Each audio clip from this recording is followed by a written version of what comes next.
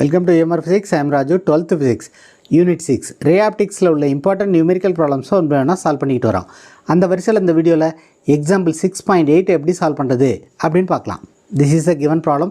இந்த ப்ராப்ளத்தில் என்ன கொடுத்துருக்காங்கன்னா, ஒரு ட்ரஃப்பில் 3 லிக்விட்ஸை போர் பண்ணியிருக்காங்க. இந்த ட்ரஃபுக்குனுடைய அடியில் ஒரு காயின் இருக்குது. இந்த லிக்விட்ஸினுடைய ரெஃப்ராக்டிவ் இண்டிசஸ் கொடுத்துருக்காங்க 1.3, 1.4, 1.5.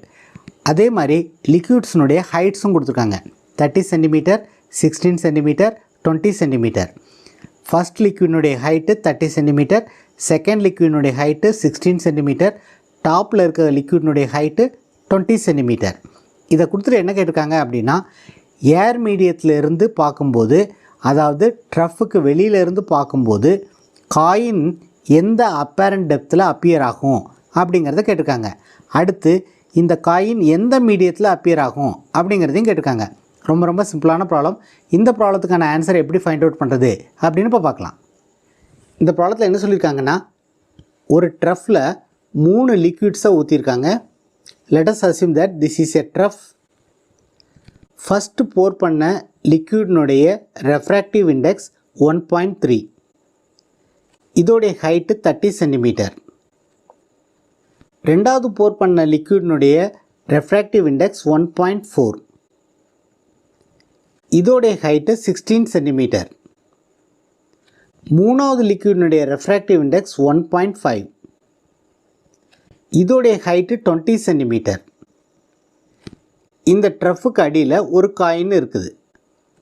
என்ன கேட்டிருக்காங்கன்னா, இந்த காயின் எந்த அப்பேரண்ட் டெப்த்தில் அப்பியர் ஆகும் அப்படின்னு கேட்டிருக்காங்க. அதாவது டோட்டல் அப்பேரண்ட் டெப்த்தை நம்ம கால்குலேட் பண்ணணும். அப்பேரண்ட் டெப்த்தை கால்குலேட் பண்ணுறதுக்கு நம்ம என்ன ஃபார்முலா யூஸ் பண்ண போகிறோன்னா, அப்பேரண்ட் டெப்த்தை டி டேஸ் அப்படின்னு எடுத்துக்குவோம். This is equal to actual டெப்த்தை டின்னு எடுத்துக்குவோம். This is actual depth divided by refractive index. So D is the actual depth and n is the refractive index. So முதல்ல first liquid நுடைய apparent depth calculate பண்ணுவோம்.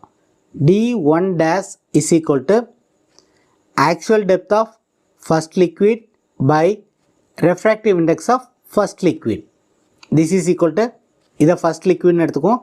actual depth எவ்வளவு 30 centimeter. இதோடைய refractive index 1.3. So இதை calculate பண்ணோம்னா we will get 23.1 அப்படின்னு வரும். Unit is centimetre. So this is a apparent depth of the first liquid. Apparent depth of the second லிக்விடை d2 dash அப்படின்னு எடுத்துக்கும். d2 dash is equal to actual depth of second liquid by refractive index of second liquid. This is equal to 16 divided by 1.4. which is equal to 11.4 centimeter. Similarly, the apparent depth of third liquid is equal to actual depth of third liquid divided by refractive index of third liquid. This is equal to, what is the actual depth of third liquid? 20 centimeter. Refractive index is 1.5. This is equal to 13.3 centimeter. So the total apparent depth is d1 dash plus d2 dash plus d3 dash, which is equal to 23.1 plus 11.4 plus 13.3. So இது எல்லாத்தையும் some பண்ணோம்னா we will get d dash is equal to 47.8 அப்படின்னு வரும். Unit is centimeter. So this is the apparent depth at which the coin will appear when seeing from outside. So this is the total apparent depth.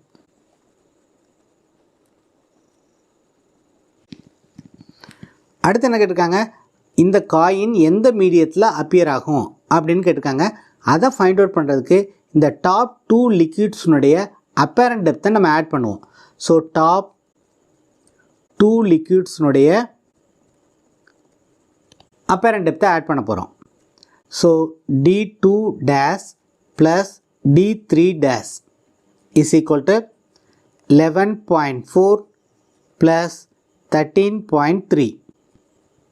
இதை add பண்ணோம்னா we will get this is equal to 24.7 centimetre அப்படின்னு வரும். So இந்த 24.7 சென்டிமீட்டருங்கிறது total apparent டெப்த்தை விட கம்மியாக இருக்குது.